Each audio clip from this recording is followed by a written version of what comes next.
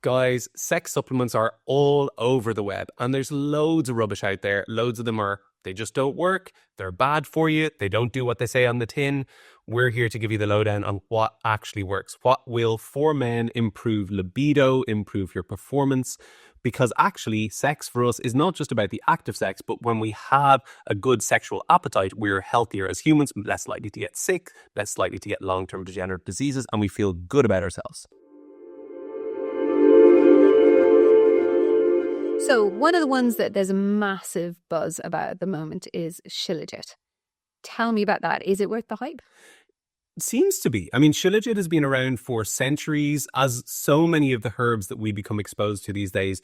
It comes from the Ayurvedic tradition, also from Russia as well. There is like Altai Shilajit from Russia, and then there is the Shilajit from the Himalayas, which essentially it's this concentration of a resin that grows that's found in certain types of soils, in certain types of climates, and it contains loads of minerals. It contains chelating agents, it contains fulvic and humic acids, all of these sorts of very complex things that, I mean, I've heard about for ages.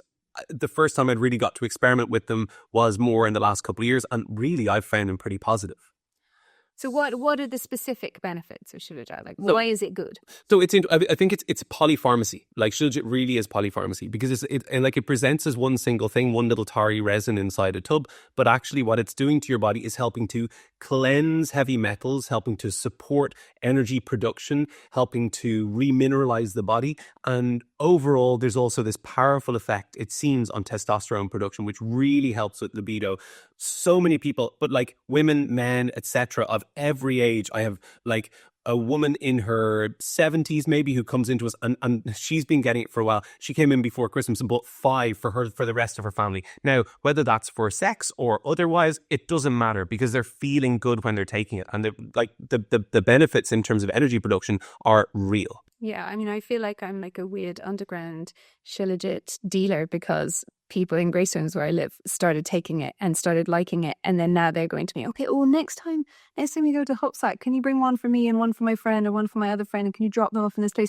Because it works. And I'm just doing it again and again because they're finding it's such a huge difference. Yeah. It's exciting. It's really exciting to know that there's things that actually can work. Yeah, and cheap Shilajit is worse than no Shilajit at all because where it's coming from is a very unregulated market when it comes to qualities of contamination and all these sorts of things. You really want to know your Shilajit dealer.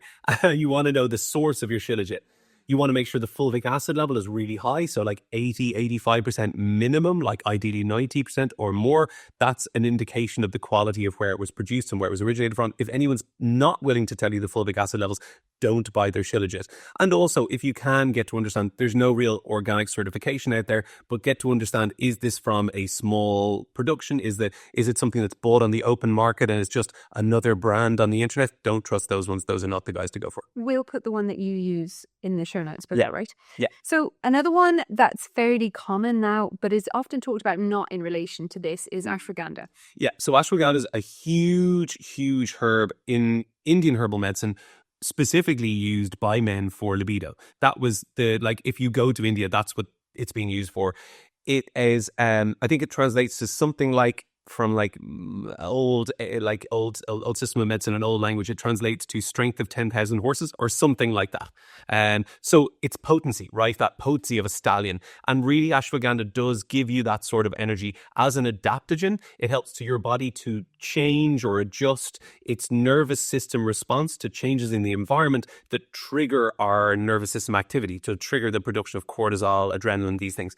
When we have overproduction of cortisol and adrenaline, particularly, it tends to rob from our really nice sex hormone production. And then when you get into that cycle, that's a really negative spiral. It's very difficult to arrest it without agents like ashwagandha, which is so well proven. Which, of course, makes sense because if we're stressed, if we're sick, if we're overexhausted, the body isn't going, oh, I know, let's use some more of that energy and reproduce and create another whole human. So the body naturally just kind of shuts off the processes that are non-essential and funds the essential ones. And ashwagandha kind of helps us to go oh, actually, everything's safe, everything's good. You can go forth and procreate. It's enjoyable. It would be enjoyable, and let's hope so. You will be like a stallion. Do it consensually, and you'll be like... I don't know what that is. It's powerful. But every time ashwagandha is mentioned, it should just be Strength of 10,000 stallions. Stallion. So I cut. They all Okay. screamed. Damian. Yeah, so Damiana helps to reduce the aromatization of testosterone. So testosterone in our body, there's different enzymes and things that break it down. One is called aromatase. Aromatase inhibitors help to improve the amount of free circulating testosterone and help to reduce the aromatization of testosterone. Aromatization of testosterone is also linked to things like BHP, benign hyper blah blah prostata whatever, no, BPH, benign prostatic hyperplasia, is that what it's called? I think so. So that's the thing where you get swelling in the prostate and you get like problems with wee, and the waterwork stuff starts to go wrong, and you get incomplete elimination, and yeah, a lot of discomfort down there. And also that's linked to, in some cases, maybe the beginnings of some cancers there. So something to be really aware of. Now, we're not making any claims about Damiana and cancer, but what I will say is that Damiana has been shown really powerfully to improve libido in men and women. It's actually, in women, often well combined with maca. Maca and Damiana really work together for female libido. So for those of you maybe going through menopause where often libido can wane, Damiana and maca are like super. Yeah. Muira Puma. Muira Puma. Muira Prama Kataba, I think is the full name, something like that.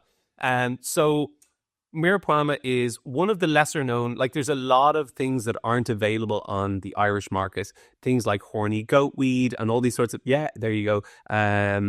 What's that other Chinese herb? There's lots of them around, like lots of these kind of like, sex herbs for men, all this sort of rubbish.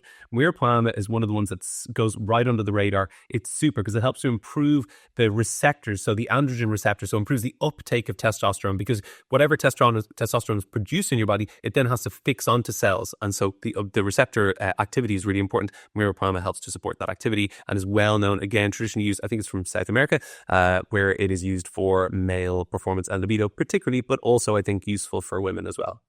And Panax ginseng, that one's kind of more commonly thought of, right? Yeah, so Panax ginseng is like the Asian ginseng, the one like you have American and Panax are the two like proper ginsengs, like the what's called the true ginsengs, not like Siberian ginseng, which is a false ginseng and doesn't have what's called ginsenosides. Ginsenosides are the active compound within ginsengs that stimulate the body, that really give it that go forward. Not unlike ashwagandha, but I would say ginseng is something can be overdone very easily, particularly cheap ginseng. Again, this is another tip to get to know your ginseng dealer. You want to get aged ginseng. You want to get ginseng that's a minimum of 5-year age, and you want to get the whole root, not just the tips. In the tip, so as ginseng ages, essentially, it changes its character. When it's very young, if it's like a year or 2 years old, it really is just a stimulant. It's not very useful for the body as an adaptogen. It's not very useful to actually fund the body's energy. But as it ages, it becomes this kind of adaptogenic herb. And also, the little tips at the end contain a lot more of the kind of stimulant part. So if you go to like markets in India, herbal medicine markets, ginseng tips are what will be on sale at the kind of the poorer quality markets. But if you go to herbal medicine markets, that's where you find the big long roots of Panax ginseng, of other kind of herbs like that, where you'll get I didn't mean India, I meant China. But that's where you'll find the big long full roots of ginseng that can really help the body to actually change its relationship to stress, that will fund libido in a much more sustainable long-term way.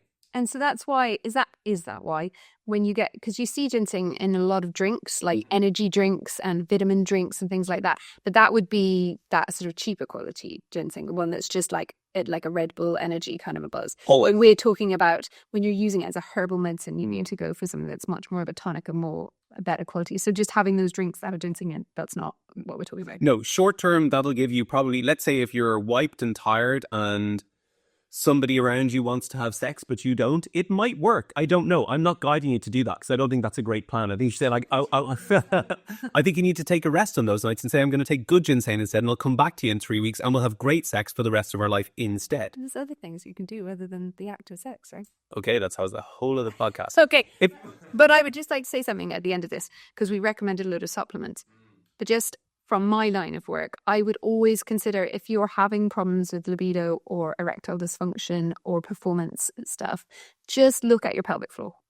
A lot of time, male pelvic floor dysfunction goes undiagnosed because it doesn't have the same symptoms, like obvious symptoms as it is for women. But if you think about it, that hammock of muscle from the pubic bone all the way back to the anus, it needs to be full of blood flow. It needs to be nice and stretchy so that blood flow can get to the penis. If it's really tight, which it often is if we're stressed, which is what we've been talking about a lot, or if you're a cyclist, that's another one. A lot of men do cycling. If there's any kind of constriction there, you wear really tight boxers, that kind of stuff.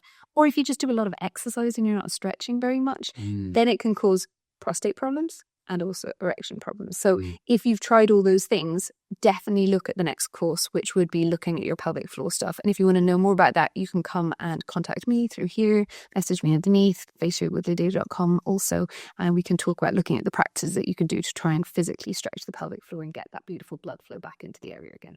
Okay, wishing you healthy sex.